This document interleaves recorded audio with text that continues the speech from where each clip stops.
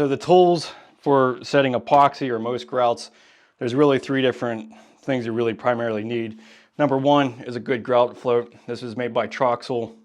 This has kind of like a stiff rubber stiffness to it that allows you to really embed the grout. A good grout float, any of those type of big box store grout floats that have kind of a rubber bottom on them, they're really troublesome to glide things nicely. So getting a good, this is not very expensive, less than 20 bucks for a good grout float will make it a lot easier embedding everything. Because really what you're doing is trying to impact all of these joints completely full and then tooling it with a good sponge. So the second thing would be a good sponge.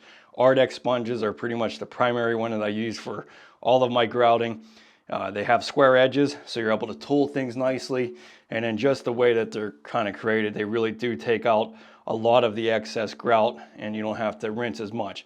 Just my experience, other cheaper sponges, they're constantly getting gunked up and you just have less square footage that you can actually wipe off. But square edges do make it easier because when you're trying to tool the joint, you're just trying to get everything even with each other. You don't want to have any divots inside of the grout because that makes it look like lippage.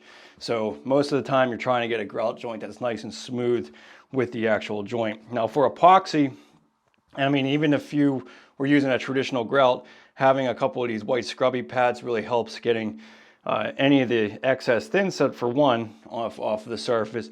But for epoxy, it's going to be imperative to be able to remove the actual grout. So we'll be doing that at the initial washing stage, which, we'll go over the timing of when to do that. But it's really important to have at least a couple of these for, a 100 square foot shower, because these can get gunked up and then you have to basically replace them to be able to efficiently do things. Another thing is just some microfiber cloths. This is going to be very, very helpful to eliminate any of the haze coming back. So definitely get a decent bag of microfiber cloths. And then this is another great tip that we're going to be going over, which is just using Windex with vinegar. The vinegar aspect of it is going to keep a lot of that haze from coming back and having it clear. And there's no dye in it, so you're not going to be staining anything or having any problems with that. So Windex with vinegar, and then since we're doing the epoxy, I am going to be just wearing some rubber gloves, so make sure you have a package of that. But all very simple tools. It's just a matter of setting yourself up so that you can be able to fill all these joints and do this efficiently.